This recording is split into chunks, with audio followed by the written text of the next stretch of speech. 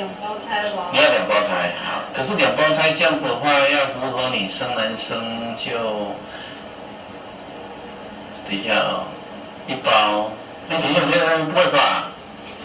两包，哎，哇，真的是母子同心哎，不。有点，再过去一点。后来我就跟他说，你的小孩子会跑。这段影片我再带给你。哇，真的是母子同心哎，不过第三个纯肿瘤缩小一点，半年之后开刀，开完刀之后又放射治疗1个月，化学治疗超过半年，所以他历经了标靶治疗、化学治疗、放射治疗又开刀。哦，那大概整个时间大概1年半。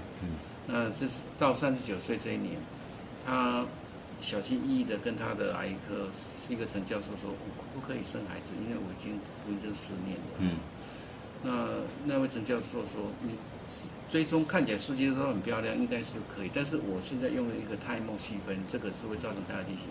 你先让我停药3个月，你再去怀孕。那他停药3个月之后，在那家医学中心做一次试管婴儿，并没有顺达到他的愿望。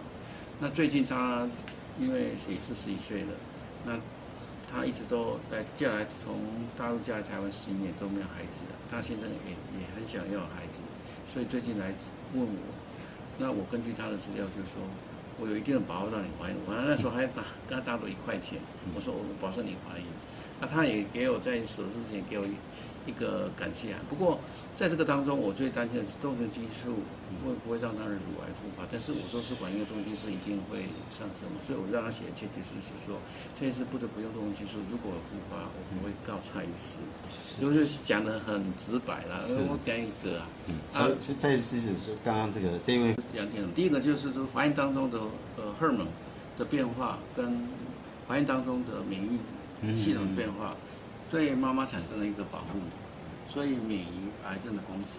那至少她现在是全世界最大的乳癌治疗后怀孕跟没有怀孕300多个对8位都对比，但是这是自然怀孕，所以目前全世界正在进行一个 POSITIVE， 就是针对乳癌治疗之后，像我这种做试管婴儿的，他们因为我们要用到动激素，那这个 data 目前为止收案到去年12月有追踪，那个还没有做完，去年已经有57个这个研究positive clinical trial 的已经有57个生出来都很健康，所以目前看起来还不错了。所以我这里要呼吁就是说，因为现在有人得到癌症可能是世界末日啊，我们有人甚至选择跳楼。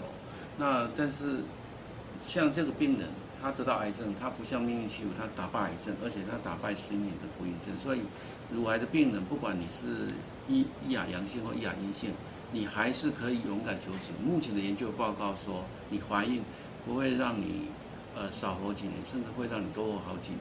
那这样的话，我就比较放心。我为什么那么在乎这个病人？多活几年少几年，我就说，你起码41岁，你囝读大学是59岁、58岁，你要活得够长、够健康去照顾小孩子，这是，比如说最近一个印度73岁。